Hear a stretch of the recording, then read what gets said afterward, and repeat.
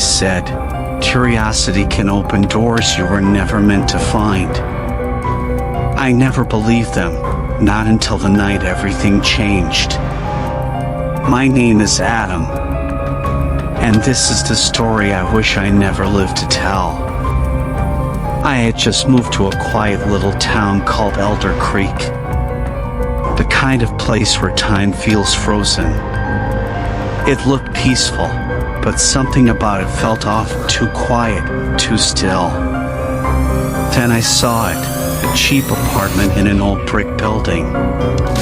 Too cheap to ignore. I called immediately. The owner sounded strange, like he'd been waiting for my call. When I arrived, an old man named Mark opened the door. His eyes were hollow, his voice barely a whisper.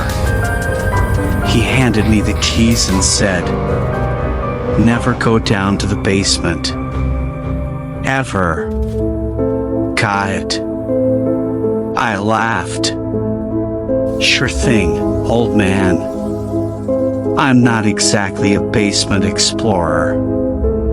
But curiosity, it never stays quiet for long.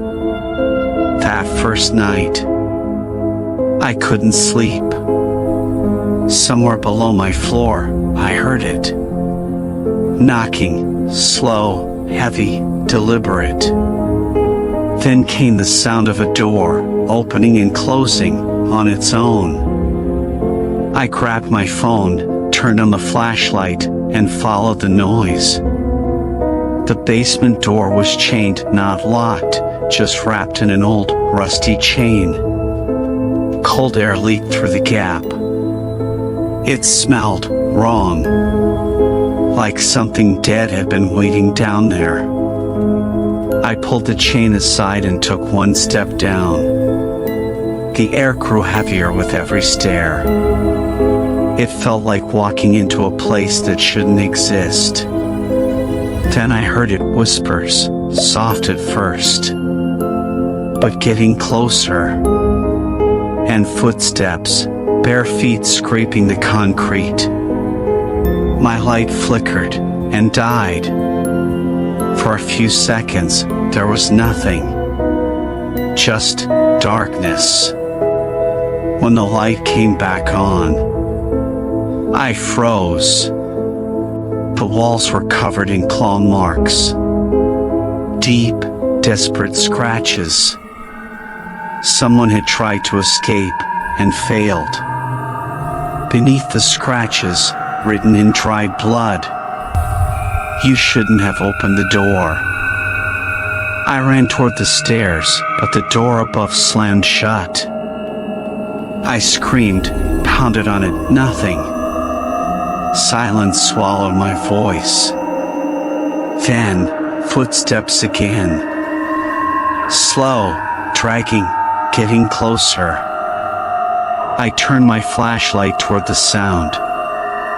A tall, twisted shadow was crawling out of the dark. Its skin looked burned, melted into its bones. One arm twitched violently as it reached toward me. And then, the voice. Broken, whispering through the dark. I was sleeping. Why did you wake me? I screamed, stumbled backward, dropped the phone. The light flickered, and everything stopped. No sound. No movement. No breath. Then, suddenly, I was back in my apartment. Just standing there. The basement door was closed. The chain untouched. Maybe it was just a dream, that's what I told myself. But when I looked at my hands, they were covered in ash. Black, cold, the same color as the basement floor. Since that night, I haven't slept right. Every night, around 3 a.m., I hear it again. The knocking, the whisper, Why did you wake me? I moved out, or at least I thought I did. But every apartment I rent now, the same noise follows me. I went back once to ask Mark about the place.